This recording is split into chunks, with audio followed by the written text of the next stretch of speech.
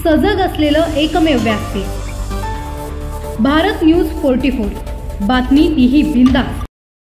अंबरनाथ नगर परिषद प्रभाग क्रमांक 29 अ मधून सुशिक्षित, तडफदार आणि समाजसेवेचा पक्का वारसा असलेले उमेदवार सुनील आत्माराम वाघ यांना बहुजन समाज पक्षाने अधिकृत उमेदवारी जाहीर केली आहे। त्यांच्या उमेदवारीनंतर परिसरात समर्थकांकडून उत्स्फूर्त प्रतिसाद मिळत असून शुभेच्छांचा वर्षाव होत आहे। स्थानिक समस्यांपासून सामाजिक प्रश्नांपर्यंत सतत पुढाकार घेणारे सुनील वाघ हे मागील 2 दशकांपासून अंबरनाथ परिसरात सक्रिय आहेत। दर मंगळवारी अंबरनाथ तहसील कार्यालयाच्या आवारात कातकरी, आदिवासी आणि आर्थिकदृष्ट्या दुर्बल घटकांच्या समस्या सोडवण्यासाठी अर्ज भरून देताना त्यांची धडपड नागरिकांनी अनेकदा पाहिली आहे।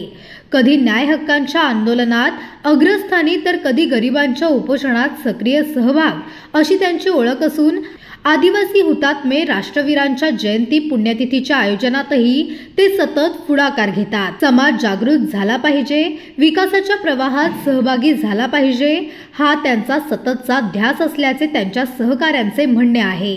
आगामी निवडणुकीत प्रभाग 29 अ मधील मतदार त्यांचे भवितव्य कोणाच्या हाती सोपवतात याकडे आता सर्वांचेच लक्ष लागले आहे। अशाच नवनवीन अपडेटसाठी बघत रहा भारत न्यूज 44।